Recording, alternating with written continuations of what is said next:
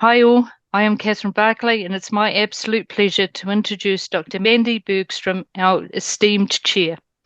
As an executive committee member of the EBE, I have had the privilege of witnessing firsthand the profound impact Mandy has made through her unwavering commitment to health and the plant-based movement. Her talk at the Vegan Expo in Christchurch was met with enthusiasm and acclaim that we simply could not resist bringing it to the wider audience. Without further ado, I'll hand you over to Mandy and let's get ready to be inspired. Thank you, Kath. That was very nice.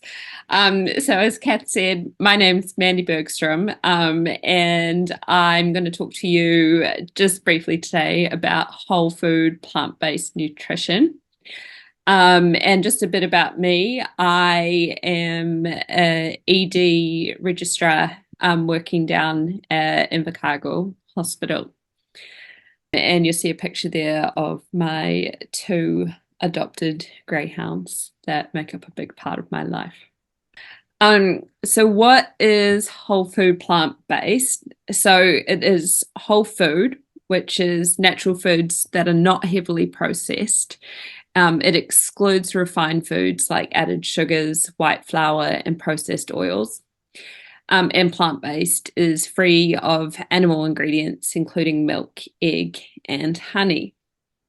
And this next slide here is for the visual learners, where one meal is whole food plant-based and one meal is not. The clue is it is not the Oreos. Health in New Zealand. So in New Zealand, both our life expectancy and health expectancy have increased over the past 25 years. However, our life expectancy has increased at a faster rate, meaning our years lived in poor health has also increased. Like the majority of westernized developed countries, New Zealand's burden of disease is a similar picture. Non-communicable, largely preventable diseases such as heart disease, cancer, diabetes, and obesity overflow our health system and cause the majority of morbidity and mortality in our country. And so a non-communicable disease is a chronic condition that does not arise from an acute infectious process. A communicable disease would be something like COVID, the flu, or the common cold.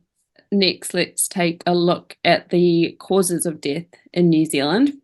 And this information is from 2020. So the leading causes of death in 2020 in New Zealand were cancer, ischemic heart disease, and cerebrovascular disease. So that's your strokes. For Māori, the leading causes of disease were cancer, ischemic heart disease, and chronic lower respiratory infections. New Zealand has one of the highest obesity rates in the world, which comes from the Global Burden of Disease study, and approximately 5% of our population has type 2 diabetes, which is only expected to increase. And here we can see the causes of death in a graph here with our cancers up the top, followed by ischemic heart disease and cerebrovascular disease. So health loss in New Zealand. So this is a report from the Ministry of Health in 2013 that estimated that 1 in every 6 patients who presents to a hospital is there because of a diet-related illness. The report also stated that diet was the #1 risk factor for patients' poor health outcomes. The Global Burden of Disease study, so this was published in the Lancet and analyzes the effect of diet on non-communicable diseases. Non-communicable diseases are responsible for greater than 70% of deaths globally each year. The study included adults aged 25 years or older across 195 countries from the years 1990 to 2017 and found that dietary risks were responsible for 11 million deaths and 255 million disability-adjusted life years, which we call DALYs, therefore making diet the biggest risk for non-communicable diseases, even bigger than smoking. Cardiovascular diseases was the leading cause of diet-related deaths and DELIs, followed by cancer and type 2 diabetes. The study determined that by modifying diet, we could prevent 1 in 5 deaths globally. So another study, the Eat-Lancet Commission. So this convened 37 leading scientists from 16 countries in various disciplines, including human health, agriculture, political sciences, and environmental sustainability, to develop global scientific targets for healthy diets and sustainable food production. This is the first attempt to set universal scientific targets for the food system that apply to all people and the planet. The study determined that once again, unhealthy diets now pose a great risk to morbidity and mortality, even greater than unsafe sex, alcohol, drug, and tobacco use combined.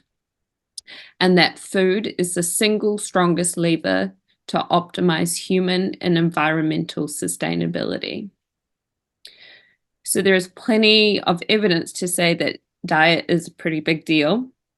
But what actually constitutes a healthy diet?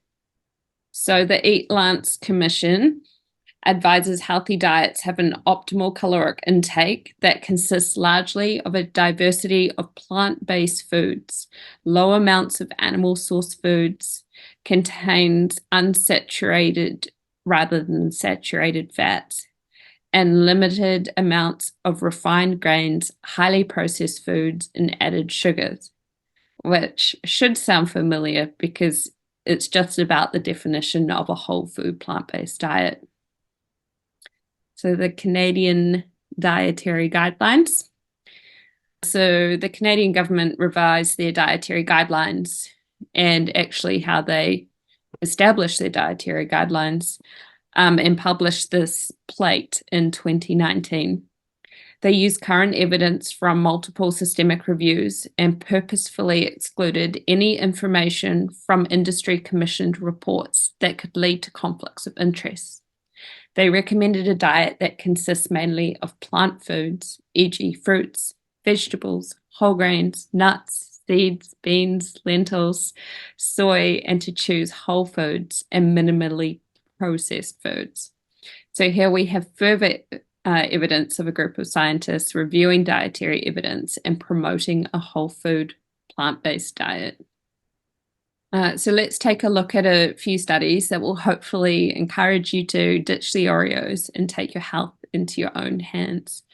And we're actually going to start with jumping all the way back to 1975. Now, this science isn't new to us. This landmark epidemiological study of Sir Richard Dole included this graph here. Published almost 50 years ago, it shows a strong link between meat consumption and colon cancer incidence, with New Zealand leading the world on both counts. Now we'll jump ahead in time, 40 years. So here we have evidence implicating red and processed meat in the development of colorectal cancer. So in 2015, based on the data from 800 studies, the International Agency Research on Cancer classified processed meat as a human carcinogen group 1. That means there is enough evidence to conclude that it can cause cancer in humans. Other group 1 carcinogens also include cigarettes, asbestos, and plutonium. 1 serving of processed meat per day increases your risk of colon cancer by 18%, and a serving would be approximately 2 rashers of bacon, 2.5 slices of lunch meat, or 2 times hot dogs. Avoiding, in particular, red and processed meats, including pork, lamb, venison, bacon, sausages, meat pie, ham, salami, will reduce your risk of colon cancer. We know they can contain carcinogenic compounds, including heme iron, HCAs, polycyclic aromatic polycarbons, nitrates, and nitrites. And now taking a look at prostate cancer. So prostate cancer is the most commonly diagnosed cancer, apart from skin cancers, in Kiwi men. Every year, more than 4,000 men are diagnosed and over 700 die from the disease, the third highest cause of death after lung and bowel cancers. Prostate cancer often first develops in patients in their 50s and is a slow-growing tumor. Several factors affect the development and progression of prostate cancer. These factors include genetic background, aging, androgens, which is your sex hormones, chronic diseases, local inflammation, infection, exercise, diet, and obesity. Lifestyle, especially diet, plays an important role in the development and progression of prostate cancer, with Western diets being a major risk factor for prostate cancer. This study was a prospective cohort study, including 47,239 men, and the health professionals follow-up study, which went from 1986 to 2014. Plant-based diet indices were calculated from food frequency questionnaires. Of the 47,239 men, 6,655 men were diagnosed with prostate cancer over the follow-up period. Greater overall plant-based consumption was associated with a 19% lower risk of fatal prostate cancer. In men under 65 years, a greater consumption of a healthful plant-based diet was associated with lower risks of total and lethal prostate cancer at the age less than 65. So basically, the summary was men under 65 years had a 16% lower risk of developing prostate cancer and a 44% lower risk of dying from prostate cancer. A second article published in the International Journal of Urology in 2022 reviewed the science looking at the relationship between the gut microbiome and the development of prostate cancer. This graph was taken from the study and demonstrates a dose-response plot of the linear relation between the intake of a Western dietary pattern and prostate cancer risk. Moving to heart disease. So this study was published in the Journal of the American Heart Association in 2019 and used data from a community-based cohort of 12,168 adults who were involved in the atherosclerosis risk and community study. They were followed up from 1987 through to 2016. Results from the study showed that those with the highest adherence to plant-based diet had a 16% lower risk of cardiovascular disease, a 32% reduced risk of cardiovascular disease mortality, and a 25% reduced risk of all-cause mortality when compared to those who had the least adherence to a plant-based diet. It's important to note that in this study, they looked at unhealthy plant-based diets and did not find the same risk associations with those. Now let's take a look at diabetes. So type 2 diabetes is predominantly caused by lifestyle factors. A Western-style diet pattern, high in animal-derived and processed foods, is the leading risk factor. We know that plant-based diets, including vegetarian and vegan, can significantly reduce the risk of diabetes. In the Adventist Health Study 2, vegans had a 49% decreased risk of diabetes compared to non-vegetarians, and this represented the lower risk of all the diet patterns compared. The Adventist Health Study 2 cohort, initiated in 2002 to 2006, longitudinally follows 97,000 Adventist church members in the US and Canada. The participants were grouped into vegans, lacto-ovo-vegetarians, pesco-vegetarians, semi-vegetarians, and non-vegetarians based on food frequency questionnaires. Mean BMI, so your body mass index, was lowest in vegans and incrementally higher in lacto-ovo-vegetarians, then slightly higher in pesco-vegetarians, so your people eating fish, and then again a bit higher in your semi-vegetarians, and then highest in your non-vegetarians. The prevalence of type 2 diabetes increased from 2.9% in your vegans to 7.6% in your non-vegetarians. The prevalence was intermediate in participants consuming the lacto-ovo and the pesco-vegetarian diets. After adjusting for age, sex, ethnicity, education, income, physical activity, television watching, sleep habits, alcohol use, and BMI, vegans, lacto-ovo vegetarians, and pesco vegetarians and semi-vegetarians had a lower risk of type 2 diabetes than non-vegetarians. The Adventist studies may be difficult to apply to a broad population due to being based on a specific group of people. So let's take a look at a meta-analysis published in JAMA, the Journal of American Medical Association Internal Medicine, in 2019.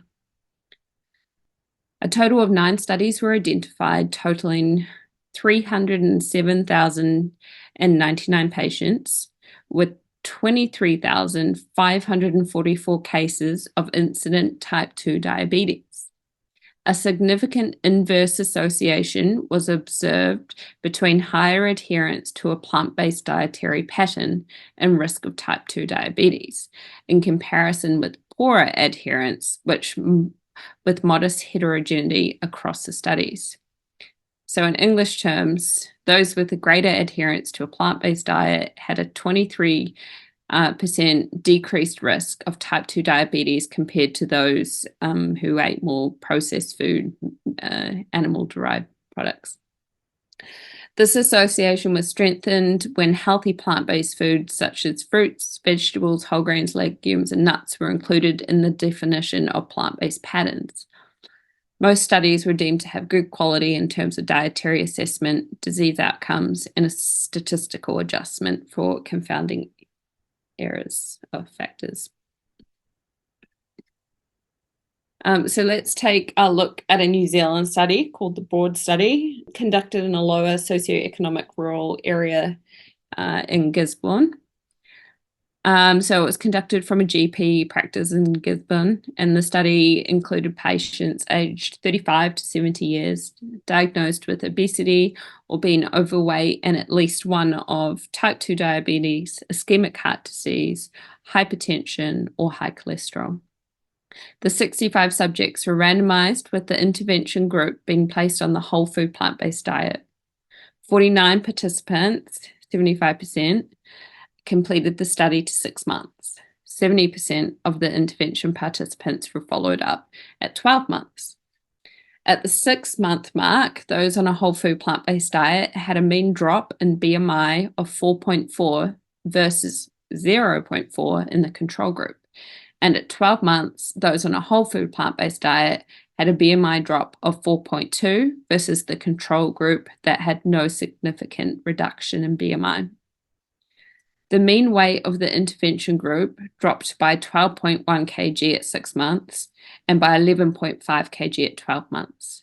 The results also showed a reduction in cholesterol for the intervention group measured at all points, and in the control group only at 3 months. Not only did those on a whole food plant-based diet see a reduction in weight and cholesterol, they also saw an increase in their quality of life and increase in their self-esteem, without significant changes to food enjoyment, cost, or exercise.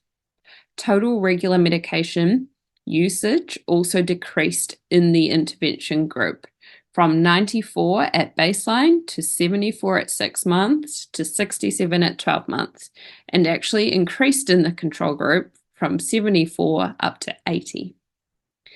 And to the best of the study's authors' knowledge at the time, there were no randomized control trials that had achieved a greater average weight loss over a 6 or 12-month period without mandating regular exercise or restricting total caloric intake.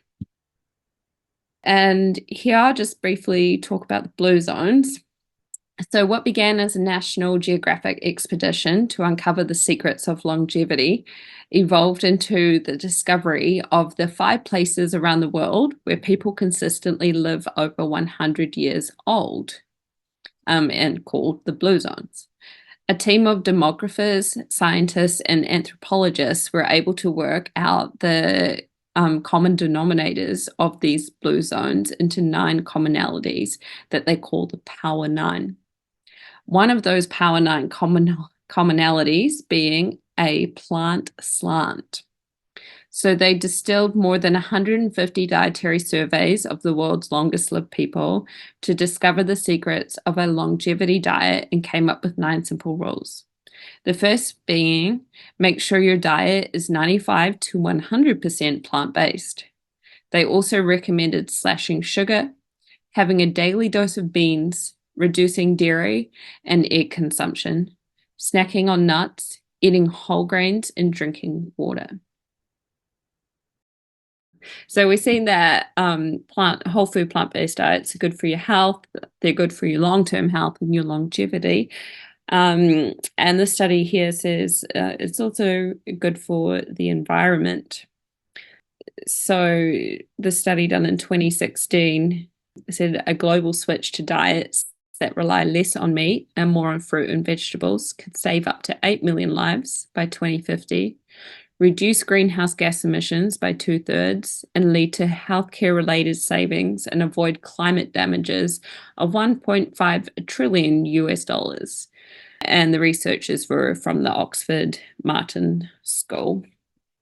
So currently we've got our health system, which is sadly functioning more like an ambulance at the bottom of the cliff. And what we need is fences at the top of the cliff to stop people falling off. So get people eating healthy fruit and veggies and stop them coming into ED with their heart attacks and strokes and lifestyle related illnesses. And yes, that's all I had to say. Thank you.